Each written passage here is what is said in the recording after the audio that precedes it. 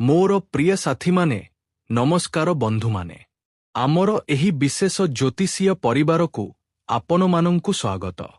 କେତେବେଳେ କେତେବେଳେ ମଣିଷ ନିଜର ଜୀବନରେ ଏତେ ସଂଘର୍ଷ କରିସାରିଥାଏ ଯେ ତାହାର ମନ ହୁଏ ବୋଧହୁଏ ଏବେ କୌଣସି ଚମତ୍କାର ହିଁ ସବୁକିଛି ବଦଳାଇ ଦେଇପାରେ। କିନ୍ତୁ ଜ୍ୟୋତିଷଶାସ୍ତ୍ର ଆମକୁ ଏହି ଶିକ୍ଷା ଦିଏ ଯେ ସମୟ ସବୁବେଳେ ଗୋଟିଏ ଭଳି ରହେ ନାହିଁ। ଗ୍ରହମାନଙ୍କର ଚାଲ ବଦଳେ, ପରିସ୍ଥିତି ବଦଳେ ଏବଂ ମଣିଷର ଭାଗ୍ୟରେ ମଧ୍ୟ ନୂତନ ସୁଯୋଗ ଆସିପାରେ। ଆଜିର ଏହି ଭିଡ଼ିଓଟି ବିଶେଷ କରି ସେହି ଲୋକମାନଙ୍କ ପାଇଁ ଯେଉଁମାନେ ଦୀର୍ଘ ସମୟ ଧରି ଆର୍ଥିକ ସମସ୍ୟାର ସମ୍ମୁଖୀନ ହେଉଛନ୍ତି ଏବଂ ନିଜ ଜୀବନରେ କୌଣସି ବଡ଼ ଆଶ୍ୱସ୍ତିର ଅପେକ୍ଷା କରି ରହିଛନ୍ତି। ତେଣୁ ଭିଡ଼ିଓଟିକୁ ଶେଷ ପର୍ଯ୍ୟନ୍ତ ନିଶ୍ଚୟ ଦେଖନ୍ତୁ, କାରଣ ଆଜି ଆମେ ଧନ ସହିତ ଜଡ଼ିତ ଗ୍ରହମାନଙ୍କର ପ୍ରଭାବ, ଅଟକି ରହିଥିବା କାମ ଏବଂ ସେହି ଦୁଇଟି ଗୁରୁତ୍ୱପୂର୍ଣ୍ଣ କଥା ବିଷୟରେ ଆଲୋଚନା କରିବୁ ଯାହାକୁ ଆପଣ ସବୁବେଳେ ଧ୍ୟାନରେ ରଖିବା ଉଚିତ। ଏଠାରୁ ମୁଁ ଦୁଇଟି ଗୁରୁତ୍ୱପୂର୍ଣ୍ଣ କଥା କହିବି, ଏହାକୁ ଆଦୌ ମଜାକ ବୋଲି ଭାବନ୍ତୁ ନାହିଁ, ବରଂ ଧ୍ୟାନ ଦେଇ ଶୁଣନ୍ତୁ। ବନ୍ଧୁମାନେ, ସତର୍କ ହୋଇଯାଆନ୍ତୁ।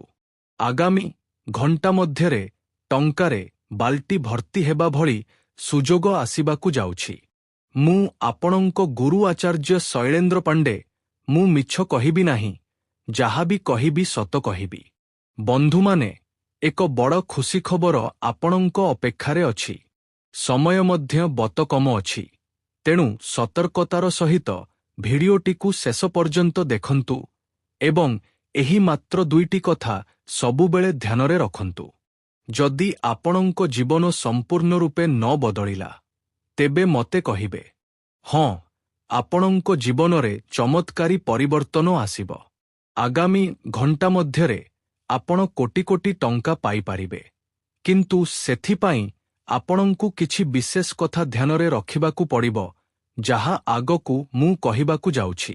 ବନ୍ଧୁମାନେ, କେତେବେଳେ କେତେବେଳେ ଜୀବନରେ ମଣିଷ ଏତେ କ୍ଳାନ୍ତ ହୋଇପଡ଼େ ଯେ ତାହାର ମନ ହୁଏ ବୋଧହୁଏ ଏବେ କେବଳ ଭଗବାନ ହିଁ କୌଣସି ପନ୍ଥା ଦେଖାଇପାରିବେ। ପରିଶ୍ରମ ପୂର୍ଣ୍ଣ ଥାଏ, କିନ୍ତୁ ଟଙ୍କା ତିଷ୍ଠି ରହେ ନାହିଁ। ଆବଶ୍ୟକତା ସମୟରେ କେହି ସାଥ ଦିଅନ୍ତି ନାହିଁ ଏବଂ ମନରେ ଗୋଟିଏ ପ୍ରଶ୍ନ ଆସେ, ଶେଷରେ ମୋ ଜୀବନ କେବେ ବଦଳିବ? ଜୀବନରେ ଖୁସି କେବେ ଆସିବ? ଏହିପରି ନାନା ପ୍ରକାର ପ୍ରଶ୍ନ ମନରେ ଘୂରି ବୁଲେ, କିନ୍ତୁ ଏହାର ଉତ୍ତର ଶୀଘ୍ର ମିଳେ ନାହିଁ। କିନ୍ତୁ ଶାସ୍ତ୍ରରେ କୁହାଯାଇଛି ଯେ ପ୍ରତ୍ୟେକ ବ୍ୟକ୍ତିଙ୍କ ଜୀବନରେ ଏପରି ଏକ ସମୟ ନିଶ୍ଚୟ ଆସେ ଯେତେବେଳେ ପରିସ୍ଥିତି ଧୀରେ ଧୀରେ ତାଙ୍କର ଅନୁକୂଳ ହେବାକୁ ଲାଗେ, ଖୁସି ଆସିବା ଆରମ୍ଭ ହୁଏ ଏବଂ ଜୀବନ ସମ୍ପୂର୍ଣ୍ଣ ରୂପେ ବଦଳିଯାଏ। ଆଜିର ଏହି ସଂକେତ ମଧ୍ୟ ଏହି ପରିବର୍ତ୍ତନ ଆଡ଼କୁ ଇଙ୍ଗିତ କରୁଛି। ସମୟ ଅତ୍ୟନ୍ତ କମ ଅଛି। ଭିଡ଼ିଓଟିକୁ ମଜାକ ବୋଲି ଭାବି ଭୁଲ କରନ୍ତୁ ନାହିଁ। ବନ୍ଧୁମାନେ, ଭୋଳା ବାବାଙ୍କର ଏପରି ସଂକେତ ମିଳୁଛି ଯାହାକୁ ଆପଣ ସାଧାରଣ ଆଖିରେ ବର୍ଣ୍ଣନା କରିପାରିବେ ନାହିଁ। ଏହି ସମୟରେ ଆପଣଙ୍କ କୁଣ୍ଡଳୀରେ ଧନ ସହିତ ଜଡ଼ିତ ଗ୍ରହମାନଙ୍କର ସ୍ଥିତିକୁ ବୁଝିବା ଅତ୍ୟନ୍ତ ଜରୁରୀ ଅଟେ। ବିଶେଷ କରି ଗୁରୁ, ଶୁକ୍ର, ବୁଧ ଏବଂ ଶନିଙ୍କର ପ୍ରଭାବ ଧନ, କର୍ମ ଏବଂ ଆର୍ଥିକ ସ୍ଥିରତା ସହିତ ଜଡ଼ିତ ହୋଇଥାଏ। ଏବଂ ଏବେ ଆଗାମୀ ସମୟରେ ଆପଣ ମାଲାମାଲ ହୋଇଯିବେ। କିନ୍ତୁ ବନ୍ଧୁମାନେ, ମୋ କଥାକୁ ମଜାକ ବୋଲି ଭାବିବାର ଭୁଲ କରନ୍ତୁ ନାହିଁ ଏବଂ ଶେଷ ପର୍ଯ୍ୟନ୍ତ ଦେଖନ୍ତୁ। ଯଦି ଗତ କିଛି ସମୟଠାରୁ ଆପଣଙ୍କ ଜୀବନରେ ଟଙ୍କାର ଅସୁବିଧା ଚାଲିଛି କିମ୍ବା ବାରମ୍ବାର ଖର୍ଚ୍ଚ ବଢ଼ୁଛି କିମ୍ବା ଟଙ୍କା ଆସିବା ମାତ୍ରେ କୌଣସି ନା କୌଣସି କାମରେ ବାହାରି ଯାଉଛି, ତେବେ ଭୟଭୀତ ହେବାର କୌଣସି ଆବଶ୍ୟକତା ନାହିଁ। କାରଣ ଏବେ ଏପରି ଏକ ସମୟର ନିର୍ମାଣ ହେବ ଯାହାକୁ ଆପଣ ଜନ୍ମଜନ୍ମାନ୍ତର ପର୍ଯ୍ୟନ୍ତ ମନେ ରଖିବେ। ହଁ ବନ୍ଧୁମାନେ, ଏବେ ଆପଣ ସମ୍ପୂର୍ଣ୍ଣ ଭାବରେ ରାଜାଙ୍କ ପରି ଜୀବନ ଜୀଇବେ। ଟଙ୍କାର କୌଣସି ଅଭାବ ଆପଣଙ୍କ ପାଖରେ ରହିବ ନାହିଁ। କେବଳ ସାହସ ହାରନ୍ତୁ ନାହିଁ ଏବଂ ମନେ ରଖନ୍ତୁ, ଯାହା ହୁଏ ସବୁ ଭଲ ପାଇଁ ହିଁ ହୁଏ। ଚିନ୍ତା କରିବାର କୌଣସି ଆବଶ୍ୟକତା ନାହିଁ। ଡିପ୍ରେସନରେ ରହିବାର ମଧ୍ୟ କୌଣସି ଆବଶ୍ୟକତା ନାହିଁ। କାରଣ ବାରମ୍ବାର ଶନିଦେବ ବ୍ୟକ୍ତିଙ୍କୁ ଅଟକାନ୍ତି ନାହିଁ, ବରଂ ତାଙ୍କୁ ଆର୍ଥିକ ଭାବରେ ମଜବୁତ କରିବା ପାଇଁ ପ୍ରଥମେ ତାଙ୍କର ପରୀକ୍ଷା ନିଅନ୍ତି ଏବଂ ତାପରେ ଯାଇ ତାଙ୍କ ଜୀବନରେ ଖୁସି ଆସିଥାଏ। ଏବଂ ଏବେ ଆପଣଙ୍କ ଜୀବନରେ ଖୁସି ଆସିବାକୁ ଯାଉଛି। ହଁ ବନ୍ଧୁମାନେ, କାରଣ ଶନିଦେବ ବ୍ୟକ୍ତିଙ୍କୁ ସଠିକ୍ ପଥ ଦେଖାନ୍ତି। ଯଦି ଆପଣ ସେହି ପଥରେ ଚାଲିବେ, ତେବେ ଆପଣଙ୍କ ଜୀବନ ସମ୍ପୂର୍ଣ୍ଣ ରୂପେ ବଦଳିଯିବ ଏବଂ ଆପଣ ଖୁସି ପାଇବେ। ଯେତେବେଳେ ପରୀକ୍ଷା ସମ୍ପୂର୍ଣ୍ଣ ଭାବରେ ଶେଷ ହୁଏ, ସେତେବେଳେ ସେହି ବ୍ୟକ୍ତି ନିଜର ପରିଶ୍ରମର ଫଳ ଦେଖିଥାଏ। ହଁ ବନ୍ଧୁମାନେ, ଏହି ସମୟରେ ପ୍ରଥମ ସଂକେତ ହେଉଛି ପୁରୁଣା ଅଟକି ରହିଥିବା କାମ ପୁଣି ଥରେ ଚାଲିବ। ଏଥିପାଇଁ ବହୁତ ବହୁତ ଅଭିନନ୍ଦନ। ଆଗାମୀ ଘଣ୍ଟା ମଧ୍ୟରେ ମହାକାଳଙ୍କ ଆଶୀର୍ବାଦ ପ୍ରାପ୍ତ ହେବାକୁ ଯାଉଛି। ସେହିପରି ଶନିଦେବ ଏବଂ ବଜରଙ୍ଗବଳୀଙ୍କ କୃପା ମଧ୍ୟ ଆପଣଙ୍କ ଉପରେ ରହିଛି। ତେଣୁ ଆପଣଙ୍କର ଲଟେରୀ ଲାଗିଯାଇପାରେ ଏବଂ ଆପଣଙ୍କ ଜୀବନ ହଠାତ୍ ବଦଳି ଯାଇପାରେ।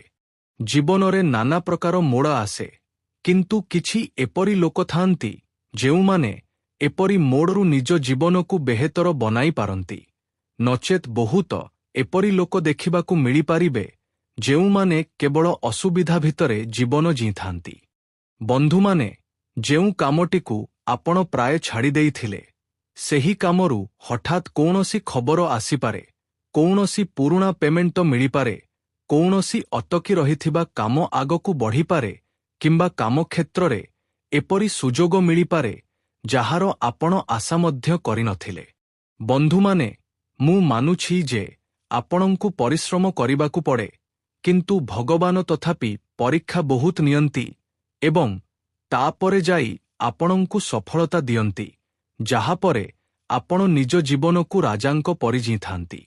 ଏବେ ଆପଣଙ୍କୁ କୌଣସି ବି ଜିନିଷର କୌଣସି ଟେନସନ୍ ନେବାର ଆବଶ୍ୟକତା ନାହିଁ, କାରଣ ଖୁସି ଏବେ ଆପଣଙ୍କୁ ପ୍ରତ୍ୟେକ ପରିସ୍ଥିତିରେ ମିଳିବ ଏବଂ ଯାହା ଆପଣଙ୍କୁ ଦରକାର, ତାହା ଏବେ ଆପଣଙ୍କୁ ମିଳିବାକୁ ଯାଉଛି।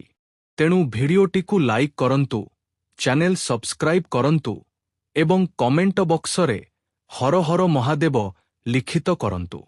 ନୂତନ ନୂତନ କ୍ଷେତ୍ରରୁ ଆପଣଙ୍କୁ ଖୁସି ମିଳିବ। ଯେଉଁ ଜିନିଷ ପାଇଁ ଆପଣ ଛଟପଟ ହେଉଥିଲେ, ସେହି ସବୁ ସ୍ୱପ୍ନ ଆପଣଙ୍କର ସତ ହେବାକୁ ଯାଉଛି। ଦେଖନ୍ତୁ, ଏହି ଦୁନିଆରେ ବହୁତ ଏପରି ଲୋକ ଅଛନ୍ତି ଯାହାଙ୍କ ପାଖରେ ଟଙ୍କା ବହୁତ ଆସେ, କିନ୍ତୁ ସେମାନେ କେବେ ବି ନିଜ ଟଙ୍କାକୁ ସାଇତି ରଖିପାରନ୍ତି ନାହିଁ। ଖରାପ ସମୟରେ ସେମାନଙ୍କୁ ବହୁତ ଅଧିକ ଅପମାନର ସମ୍ମୁଖୀନ ହେବାକୁ ପଡ଼େ। ଏଥିପାଇଁ ଟଙ୍କା ଆସିବାଠାରୁ ଅଧିକ ଜରୁରୀ ହେଉଛି ସାଇତି ରଖିବା। ପ୍ରତ୍ୟେକ ଟଙ୍କାକୁ ଖରାପ ସମୟରେ ସାଇତି ରଖିପାରନ୍ତି ନାହିଁ, ସଞ୍ଚୟ କରିପାରନ୍ତି ନାହିଁ, କାରଣ ଧନ ପ୍ରାପ୍ତି କେବଳ ରୋଜଗାର ଦ୍ୱାରା ହୁଏ ନାହିଁ, ବରଂ ସଠିକ୍ ନିଷ୍ପତ୍ତି ଦ୍ୱାରା ଧନ ତିଷ୍ଠି ରହିଥାଏ। ବନ୍ଧୁମାନେ, ଆପଣଙ୍କ ଜୀବନରେ ଗୋଟିଏ ପରେ ଗୋଟିଏ ଖୁସି ଆସିବ, କିନ୍ତୁ ସେଥିପାଇଁ ଆପଣଙ୍କୁ ପୂର୍ବରୁ ପ୍ରସ୍ତୁତ ହେବାକୁ ପଡ଼ିବ। ଏବେ ଯେଉଁ ସମୟ ଆସିଛି, ଏଠାରେ ବ୍ରହ୍ମାଣ୍ଡର ଶକ୍ତି ସହିତ ମାତା ଲକ୍ଷ୍ମୀଜୀ ମଧ୍ୟ ଆପଣଙ୍କ ଉପରେ ପ୍ରସନ୍ନ ହୋଇଛନ୍ତି। ଦେଖନ୍ତୁ, ଭଗବାନ ଆପଣଙ୍କୁ ବହୁତ ଶିକ୍ଷା ଦେଇଛନ୍ତି। ହଁ, ଏବଂ ଏବେ ଆପଣଙ୍କୁ ନିଜ ଜୀବନକୁ ସିକ୍ୟୁର କରିବାକୁ ପଡ଼ିବ। କ୍ୟାରିୟରରେ ବଡ଼ ପରିବର୍ତ୍ତନ ସାମମ୍ପନେ ଦୃଶ୍ୟମାନ ହେଉଛି ଏବଂ କୁଣ୍ଡଳୀରେ ଦୁର୍ଲଭ ସଂକେତ ମଧ୍ୟ ସ୍ପଷ୍ଟ ଦୃଶ୍ୟମାନ ହେଉଛି। ଏଥିପାଇଁ ଜ୍ୟୋତିଷ ଶାସ୍ତ୍ରର ଅନୁସାରେ ବୁଧଙ୍କୁ ବୁଦ୍ଧି ଏବଂ ବ୍ୟାପାର ସହିତ ଯୋଡ଼ାଯାଏ। ଏଥିପାଇଁ ଏହି ସମୟରେ ଆପଣଙ୍କୁ ନିଜର ନିଷ୍ପତ୍ତିଗୁଡ଼ିକ ବହୁତ ସାବଧାନତାର ସହିତ ନେବାର ଆବଶ୍ୟକତା ରହିଛି।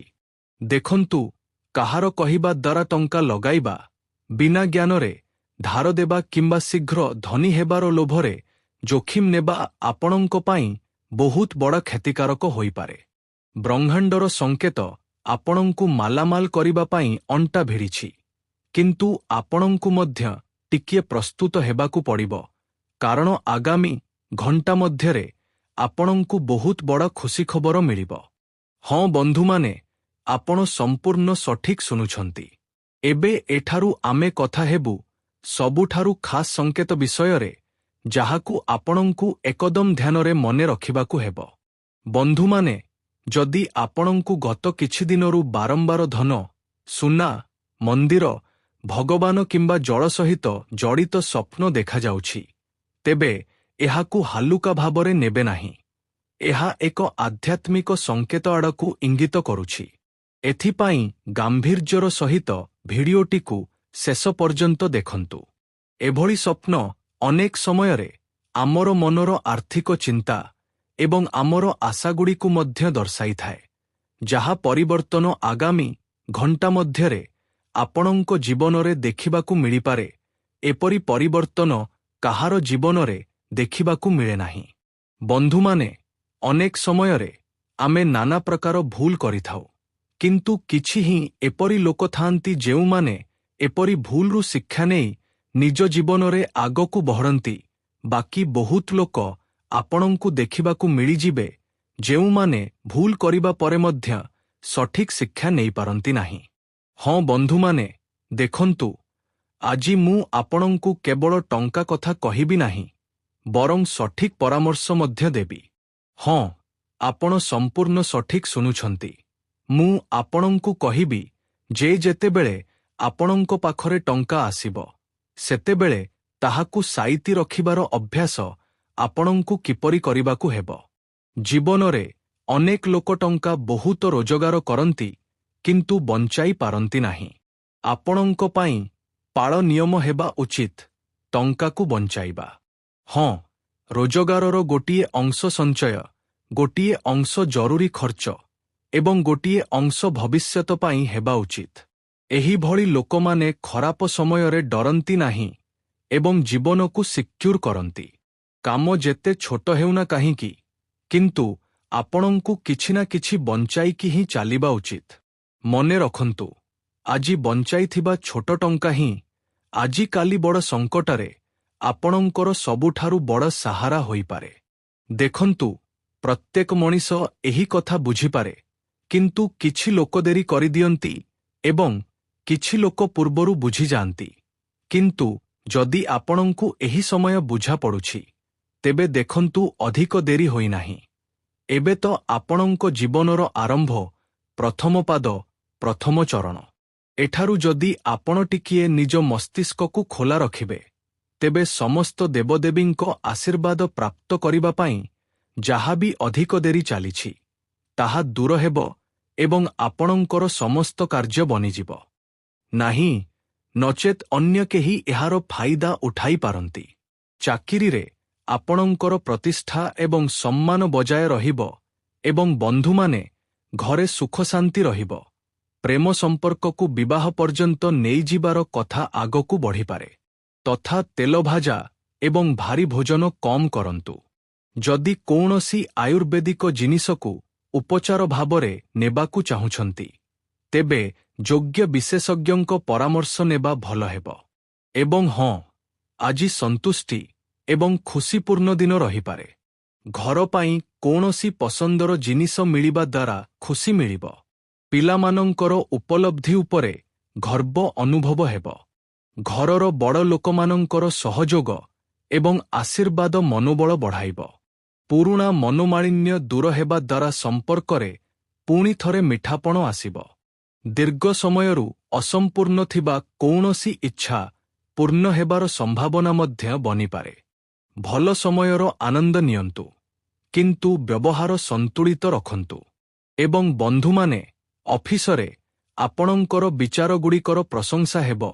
ବସ ଆପଣଙ୍କ କାମରେ ଖୁସି ହୋଇପାରନ୍ତି ଏବଂ ଆର୍ଥିକ ଫାଇଦା ମିଳିବାର ସମ୍ଭାବନା ମଧ୍ୟ ବନିପାରେ। କଳା, ଡିଜାଇନ ଏବଂ ମିଡିଆ ସହିତ ଜଡ଼ିତ ଲୋକମାନଙ୍କୁ ଆଗକୁ ବଢ଼ିବାର ସୁଯୋଗ ମିଳିପାରେ।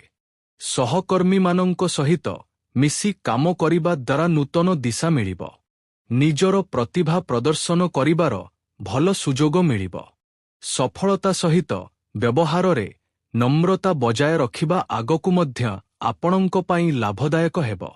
ଏବଂ ହଁ, ପ୍ରେମୀ ଯୁଗଳଙ୍କ ମଧ୍ୟରେ ବୁଝାମଣା ବଢ଼ିବ। ଅବିବାହିତ ଲୋକଙ୍କର କୌଣସି ପୁରୁଣା ବନ୍ଧୁ ସହିତ ସମ୍ପର୍କ ନୂତନ ଦିଶା ନେଇପାରେ। ପାର୍ଟନର ଆପଣଙ୍କ ଭାବନାକୁ ଭଲ ଭାବରେ ବୁଝିବେ। ଛୋଟ ଯାତ୍ରା ସମୟରେ ସାଥିରେ ଭଲ ସମୟ ଅତିବାହିତ ହୋଇପାରେ। ପରସ୍ପରର ଇଚ୍ଛା ଏବଂ ଭବିଷ୍ୟତର ଯୋଜନାଗୁଡ଼ିକୁ ବୁଝିବା ଦ୍ୱାରା ସମ୍ପର୍କ ମଜବୁତ ହେବ। ଛୋଟ ଛୋଟ କଥାରେ ନରମତା ବଜାୟ ରଖିବା ଦ୍ୱାରା ପ୍ରେମ ଏବଂ ଭରସା ବଢ଼ିବ ଏବଂ ଘରର ମରାମତି ବା ସଂସ୍କାର ଯୋଜନା ଉପରେ ପରିବାର ସହିତ ଉପଯୋଗୀ ଆଲୋଚନା ହେବ। ଘନିଷ୍ଠ ଲୋକମାନଙ୍କ ସହିତ ଭଲ ସମୟ ବିତିବ।